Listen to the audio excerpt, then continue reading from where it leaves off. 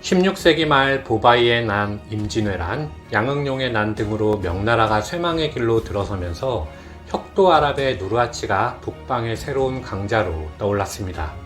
그는 명나라의 통제가 약해진 틈을 타 건주여진, 해서여진, 야인여진 등으로 갈라져 있던 여진족을 통일하여 후금을 세웠죠. 이후 그는 명나라 정복이라는 원대한 꿈을 꾸며 1618년 이른바 칠대안을 선포하여 명나라 정벌을 시작하였고 1620년 사르후 전투에서 승리하며 중원 진출의 발판을 마련하였죠. 하지만 누르하치는 원숭안이라는 명장에 막혀 중원 진출에 실패하고 사망하였습니다. 그 다음 즉위한 아들 홍타이지도 정묘호란과 병자호란 등을 통하여 조선을 굴복시키고 몽골을 정벌하며 위세를 떨쳤지만 원숭안의 벽을 넘지 못한 것은 아버지와 같았습니다. 하지만 그는 충신 원숭안을 이간계로 살해하는 계획을 실천에 옮겼는데 이간계에 속은 명나라의 승정제는 1630년 원숭안을 능지처참하였습니다. 이제 어리석은 명나라에게 청나라의 침략을 막을 수 있는 방법은 없었고 송산성의 홍승주가 분전하였지만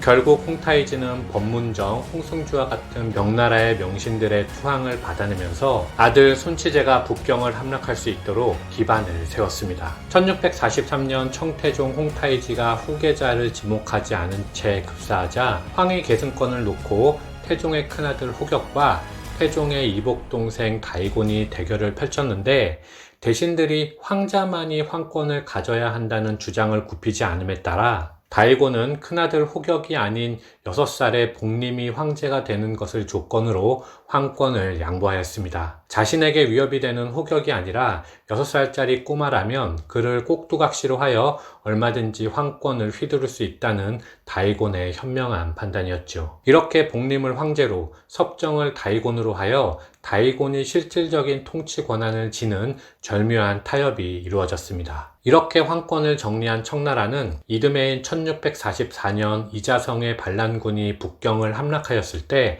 산해관의 장수 오삼계의 투항으로 산해관을 쉽게 접수한 후 이자성 반란군과의 전투에서 승리하여 자금성을 획득하였고 드디어 본격적으로 중원 진출을 시작하게 됩니다. 그런데 1650년 다이곤이 사냥을 나갔다가 부상을 당하여 39살의 젊은 나이로 사망하였고 순치제가 친정에 나서게 되었는데 그는 집권하자마자 다이곤의 모든 자기를 박탈하고 능묘를 훼손해 버렸죠. 순치제가 다이곤 때문에 얼마나 숨지기고 살았는지를 알 수 있는 대목입니다. 하지만 순치제도 1661년 24살의 젊은 나이로 천연두를 앓다가 사망하여 큰 뜻을 펼치지는 못하였죠. 참고로 현재 자금성 건천궁에 걸려있는 정대강명 편액이 바로 순치제의 친필입니다. 강희제는 중국 역사상 재위기간이 61년으로 가장 길었던 황제이며 순치제의 셋째 아들입니다. 강희제는 8살에 즉위하였기 때문에 집권 초에는 상리, 소국사랍, 알필융, 오배 등 4명의 대신을 중심으로 국정이 처리되었고 이 시기부터 청나라는 전성기를 구가하게 됩니다. 강희제는 오삼계, 상지신, 경정충 등이 일으킨 이른바 3번의 난을 제압하고 네덜란드로부터 대만을 빼앗아 청나라에 대항하고 있던 남명의 정성공 세력을 제거하는 데 성공하였으며 적극적으로 동진하며 아무르강까지 진출한 신흥강국 러시아의 남진을 막으며 청나라의 국경을 획정하는 등 재위 시절 명나라에 비해 청나라의 영토를 극적으로 넓힌 황제였습니다. 1722년 61년이라는 어마어마한 통치 기간을 끝으로 강희제는 사망하였고 그는 임종 직전에야 사남 윤진을 후계자로 정하였으니 그가 제5대 황제 옹정제입니다. 옹정제는 강희연간에 발생한 적폐들을 개혁한 황제로 요즘에 새롭게 조명되는 황제인데요. 그는 조세제도를 기존의 토지세와 인두세로 거두던 일조편법에서 인두세를 없애거나 토지세에 포함시켜 은으로 받는 지정은제로 개편 실시하여 국가 재정수입 구조를 합리화하였고 양념은 제도를 통하여 관리들에게 충분한 보상을 하며 관료들의 기강을 숙정하는 근거를 마련하였습니다. 아울러 개토기류를 통하여 지방 토사들의 권력을 빼앗아 중앙 집권을 강화시키기도 하였죠. 각 제도들의 상세 내용은 옹정제 편을 참고하여 주시면 감사하겠습니다. 옹정제는 즉위 13년 만인 1735년에 급사하였는데 그의 사망 원인에 대하여 정사는 언급을 하고 있지 않기 때문에 관련한 여러 가설들이 있지만 수은, 흑연, 유황, 백은, 석탄 등이 궁중에 꾸준히 들어간 기록으로 볼 때 단약을 상복하다가 죽음을 맞이한 중국의 마지막 황제가 아닐지 추측해 볼 수 있겠습니다. 이후 즉위한 제6대 황제 권륭제가 단약을 제조하던 도사들을 모조리 쫓아냈을 뿐만 아니라 관련하여 어떠한 발설도 허락치 않겠다고 한 것도 그 가설을 뒷받침하고 있죠. 제6대 황제 권륭제는 강희제에 이어 60년이라는 긴 세월을 통치한 황제인데 1795년에 아들 옹염에게 선위한 후에도 실질적으로 3년을 더 통치한 것을 감안한다면 실제로는 중국 역사상 가장 긴 63년을 통치한 황제입니다. 권륭연간에 기억해야 할 사건들은 그가 자화자찬한 이른바 무공십전으로 요약할 수 있으며 그 상세 내용은 권륭제 편을 참고하여 주시면 좋을 것 같습니다. 아울러 권륭연간에 잊지 말아야 할 것은 산업혁명을 일으킨 영국이 청과의 통상 확대와 중국의 실상을 파악하기 위하여 조지 맥카트니를 정사로 하는 사절단을 파견하였을 때 권륭제를 비롯한 청나라 관료들은 영국의 방문 의도를 제대로 파악하지 못하였다는 점입니다. 청은 증기기관, 방적기 등 영국의 신문물을 눈으로 접하면서도 영국이 청에게 스스로 조공을 하는 것쯤으로 생각했고 따라서 그들에게 309 고두례를 요구할 정도로 현실 파악을 하지 못하였죠. 사절단은 약 8개월간 청나라에 머무르면서 청의 무기와 생활 수준을 상세히 파악하였고 자국으로 돌아가 영국 황실에 청나라의 실상을 상세히 보고함으로써 영국은 약 반세기 후 아편전쟁을 통하여 중국을 먹어삼키는 치밀한 준비를 시작하게 됩니다. 게다가 중국만 바라보던 조선 역시 이때 덤으로 피해를 보게 되죠. 권륭제는 1796년 정월 초하루에 자신은 태상왕으로 물러나고 황위를 영염에게 선양하였으며 1799년 89세의 나이로 사망하였습니다.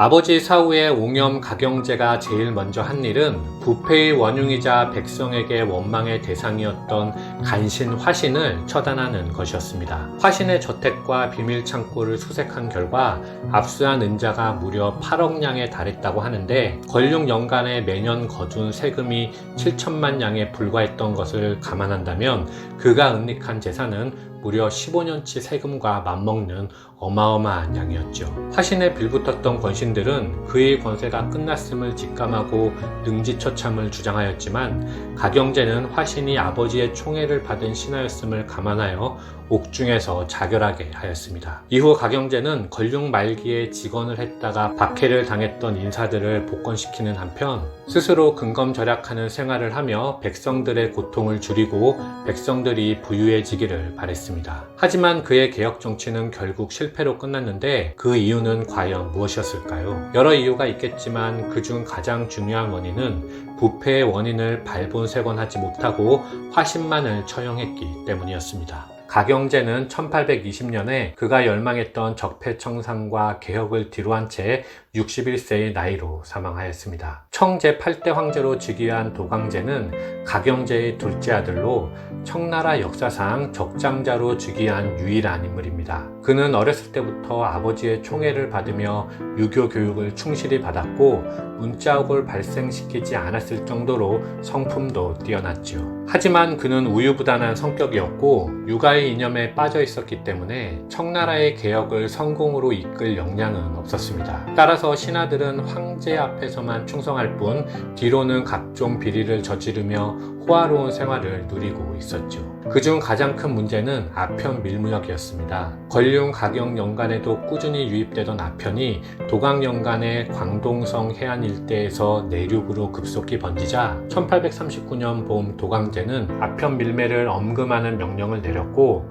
아편 단속의 전권을 위임받은 흠차대신 임칙선은 호문에서 영국과 미국 상인들의 아편 2만 상자 237만 근을 소각했습니다. 이를 호문소연이라 하는데 이것이 제1차 아편전쟁의 직접적인 원인이 되죠. 전쟁의 전개는 제1차 아편전쟁 편을 참고하여 주시기 바랍니다. 무력으로 영국에 대항할 수 없었던 청나라는 제1차 아편전쟁의 결과 굴욕적인 남경조약을 맺었고 광주, 복주, 영파, 상해 등 동남해안을 통상항구로 개방하였는데 이렇게 하여 전쟁은 마무리되었습니다. 아울러 도강제는 재위 30년 만인 1850년 1월 넷째 아들 혁저를 태자로 책봉하는 조서를 내린 후 원명원에서 붕어하였습니다. 20살의 나이에 황위를 계승한 혁저는 이듬해인 1851년 연후를 한풍으로 정하였습니다. 청조의 국군이 날로 쇠퇴하는 와중에 백성이 풍요를 누리라는 염원이 담겨있는 연후였죠. 도강제가 혁저를 후계자로 정한 이유는 그의 인자함과 효심을 높이 평가했기 때문이었지만 서양 열강이 중국을 유린하던 시기에 혁저보다 6째 아들 혁흔이 황제가 되었다면 어땠을까요? 혁흔이 공친왕이 아니라 황제로서 양무운동을 이끌어 갔다면 어땠을지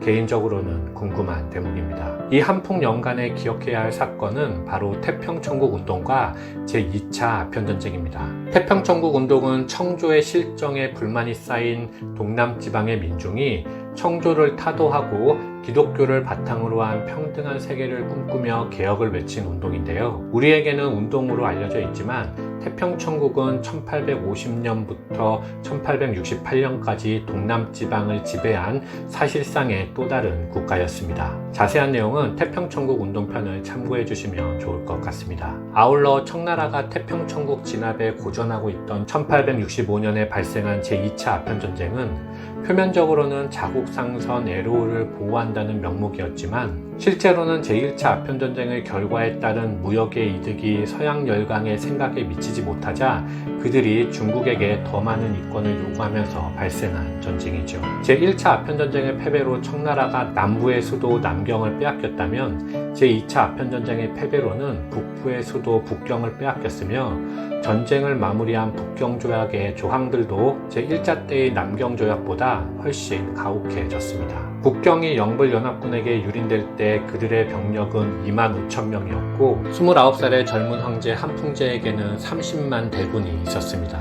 이런 병력 차이를 볼 때 제대로 싸워보지도 못하고 타협과 협상만을 외친 한풍제의 태도는 아쉽기만 하죠. 제1, 2차 아편전쟁의 상세 내용은 아편전쟁 편을 참고하여 주시면 좋을 것 같습니다. 한편 아편에 중독되어 있던 한풍제는 1861년 7월 피서산장에서 중병에 걸려 자신의 목숨이 다했음을 예감하고 외아들인 6살짜리 제순을 차기 황제로 책봉하여 이친왕 제원, 대학사 숙순 등 조정 대신 8명을 고명 대신으로 제순을 보필하게 한 후 31살의 어린 나이로 사망하였습니다. 청 제10대 황제 동치제의 연간에 꼭 기억해야 할 사건은 신유정변입니다. 신유정변은 혁흔 등 한풍제의 이복 동생들이 동태우, 서태우 등 태우 세력과 결탁하여 고명대신들을 처형하고 집권한 사건을 말하는데 1861년 11월 정변이 성공하여 동태우와 서태우의 수렴청정이 시작되었습니다. 그리고 수렴청정 초기에는 이른바 동치중흥의 시기를 보내게 되죠. 시간이 흘러 동치 12년인 1873년이 되면 동치제는 마침내 18살의 나이로 친정을 시작하였지만 불행히도 이듬해에 19살의 어린 나이로 요절하였습니다. 그는 자식을 남기지 못하였기 때문에 새로운 황제를 추대해야 했는데 서태우는 순친왕 혁현의 아들 제첨을 한풍제의 아들로 입적하여 황위를 계승토록 하였습니다. 이렇게 즉위한 인물이 바로 청 제11대 황제 광서제로 그는 4살에 불과했기 때문에 서태우의 장난감이나 다름없었죠. 광서 연간에 기억해야 할 사건으로는 1894년 발생한 청일전쟁과 이후 차례로 발생한 변법자강운동, 의화단운동 등입니다. 30년이 넘는 기간 동안 양무운동으로 근대화된 무기를 보유하게 된 청나라는 역시 메이지 유신을 통하여 서구식 개혁을 단행한 일본과 한반도의 지배권을 둘러싸고 1894년부터 청일전쟁을 벌였습니다. 하지만 결과는 청나라의 패배였죠. 청일전쟁의 내용은 지난 영상을 참고하여 주시기 바랍니다. 광서제를 비롯하여 강유희, 양계초 등 대신들은 청나라가 전쟁에서 패한 이유를 메이지 유신처럼 사회 시스템 전체를 서구식으로 변화시키지 못했던 것에서 찾았습니다. 따라서 청일전쟁 후 청나라에서 진행된 것이 바로 변법 자강운동이며 1894 1968년 광서제가 무술변법을 반포하면서 본격적인 개혁이 착수되었죠. 변법의 핵심은 군대뿐만 아니라 정치, 사회, 교육 등 사회 전반을 서구식으로 개혁하는 것이었습니다. 하지만 서태후를 중심으로 하는 수구파에 의하여 100일 만에 제압당하였는데, 이를 무술정변이라 하며 변법 자강 운동은 이렇게 실패로 끝나게 됩니다. 의화단 운동은 19세기 중반 자국의 통일에 힘쓰느라 식민지를 개척할 틈이 없었던 독일이 영국과 프랑스에 비해 뒤늦게 중국에 진출한 뒤 청도를 근거지로 하여 기독교 포교를 명목으로 각종 이권을 챙겨갈 때, 특히 철도 부서를 위하여 토지를 헐값에 사고 민가를 철거하며 본묘를 파헤치는 등 악행을 일삼자 이 지역에 있던 의화단이라는 민간 조직이 청조를 도와 서양인들을 몰아내는 운동을 벌인 것을 말합니다. 아울러 서태후는 의화단을 이용하여 서양인들을 쫓아낼 계획을 세우고 영국 등 서양 열강에게 전쟁을 선포하기에 이르죠. 물론 개전 초반에 잠시 승리하기도 하였지만 일본군을 중심으로 전열을 정비한 8개국 연합군은 이내 북경을 점령하였고, 서태후는 북경의 외국 군대의 주둔을 허용하는 굴욕적인 신축조약을 체결하며 전쟁을 종료하게 됩니다. 변법 자강 운동과 의화단 운동 역시 상세 내용은 지난 영상을 참고하여 주시면 좋을 것 같습니다. 의화단 운동 종료 후 1902년 황궁에 성공한 서태후와 광서제는 이후 황실을 중심으로 의회 창설과 헌법 제정 등 정치개혁을 주로 하는 청말신정을 추진하였지만, 광서제와 서태후가 1908년 11월 하루 차이로 같이 세상을 떠나게 되면서, 그리고 3년 뒤 신해혁명이 발생하면서 개혁은 실패로 끝나게 됩니다. 특히 광서제의 죽음과 관련하여는 지병설과 독살설 등 두 가지 설이 있는데, 이와 관련하여서는 지난 서태후 편에 업로드하였으니 참고하여 주시기 바랍니다. 다만 광서제가 사망한 지 100년이 지난 2008년에 중국 학자와 의사들이 그의 시신에서 채취한 두 발의 성분을 분석한 결과 치사량에 해당하는 독극물 비소가 검출되었음을 공식적으로 발표하여 독살설을 뒷받침한 적이 있음을 말씀드립니다. 청나라의 마지막 황제 푸이는 서태후가 죽기 하루 전에 지목한 군기 대신 제풍의 아들로 3살에 즉위하였습니다. 푸이가 황제로 추대된 이유는 그의 할머니가 서태후의 여동생이며 아버지가 도강제의 손자였기 때문이었죠. 이후 실권을 잡은 것은 자연히 푸이의 아버지 제풍이었고, 그는 1911년 신해혁명이 발생하자 북양군벌 원세계를 총리 대신으로 재등용하여 혁명군의 북상을 막았습니다. 아울러 임시정부의 대총통 손무는 원세계와의 내전을 피하기 위하여 공화국을 세우는 조건으로 대총통의 자리를 원세계에게 넘겨주었죠. 따라서 선통제는 1912년 2월 퇴위하였지만 육류태후와 원세계의 합의에 따라 푸이는 퇴위 이후에도 자금성에 거주하며 특권을 누릴 수 있었고, 그 특권은 약 3년간 지속되다가 결국 빼앗기게 됩니다. 이후 1917년에 푸이는 청조에 대한 충성심이 남달랐던 장운의 쿠데타를 통해 청조가 부활하며 다시 황위에 올랐지만, 쿠데타가 12일 만에 진압되며 또다시 황위에서 내려오게 되는데, 이것이 장운 복벽입니다. 그리고 1924년이 되면 풍옥상의 국민군이 북경 정변을 통하여 정권을 장악하면서 푸이는 자금성을 떠나야 하는 신세가 되어 일본 공사관으로 피신하였죠. 그런데 푸이는 1931년 만주사변을 통하여 비록 허수아비 황제였지만 다시 한번 괴뢰국 만주의 황제로 즉위하게 됩니다. 물론 이후 벌어진 제2차 세계대전에서 일본이 패망하면서 소련의 전범 수용소와 중화인민공화국의 전범관리소를 전전하였지만 결국 1959년 사면을 받고 풀려났죠. 그 이후에는 중국 공산당의 배려로 중국 과학원의 식물연구소에서 일하며 남은 여생을 보내다가 1967년 61세의 나이로 파란만장한 삶을 마감하게 됩니다.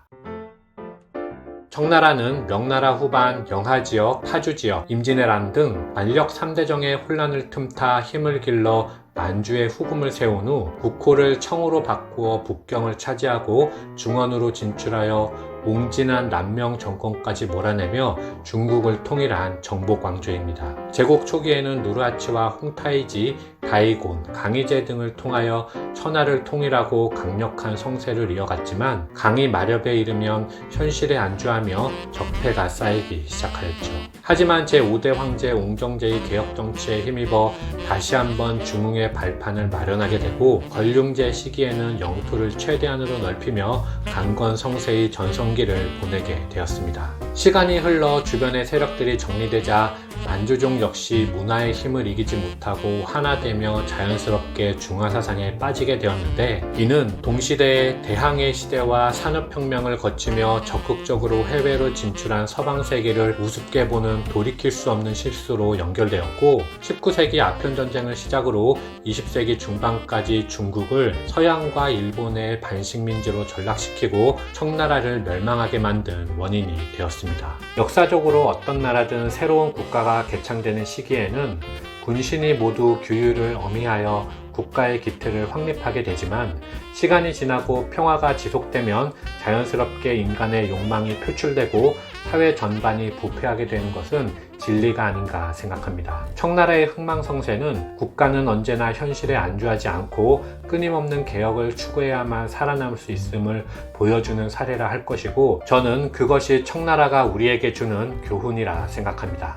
이상 마치겠습니다. 감사합니다.